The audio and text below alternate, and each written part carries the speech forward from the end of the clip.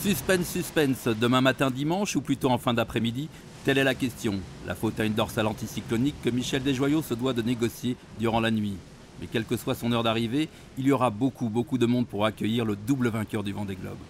Que du bonheur, d'être en mer par une belle journée, c'est pas mal comme ça pour finir un tour du monde, pour finir 3 mois de mer. Je crois que la transition va être un petit peu brutale entre tout seul sur mon bateau et tout seul au milieu de milliers de personnes.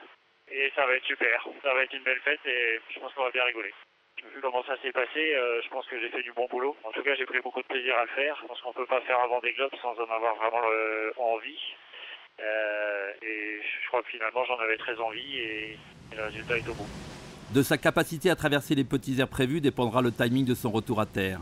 Quant à Roland Jourdain, il tente de se rassurer sur sa capacité à arriver au bout du périple.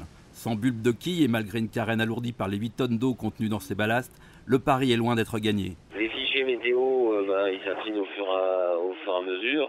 Si jamais il y a une prévision sur une semaine qui est correcte avec des vents portants, c'est faisable. De toute façon, comme disent mes copains marins pêcheurs, un bon marin, c'est un marin qui rentre au port. Donc j'ai l'occasion d'avoir un port sur ma route bientôt que je vais essayer d'atteindre. Déjà là, ça fera une bonne... c'est à 300 et quelques milles d'ici, ça fera une excellente étape et on verra après.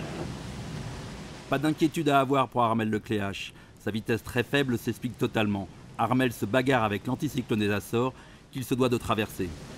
Le vent est faible, mais voilà, on essaie de faire avancer Britter avec la petite risée dès qu'il y en a une qui se pointe sur le plan d'eau. Puis hier soir, on est en vigilance maximum pour essayer de grappiller les petits milles qui vont nous faire partir de cette zone de vent faible. Donc voilà, pas très drôle, hein, mais bon, normalement j'espère que ça devrait aller mieux dans les prochaines heures. Dans la nuit de vendredi à samedi, Brian Thompson a fêté son retour dans l'hémisphère nord.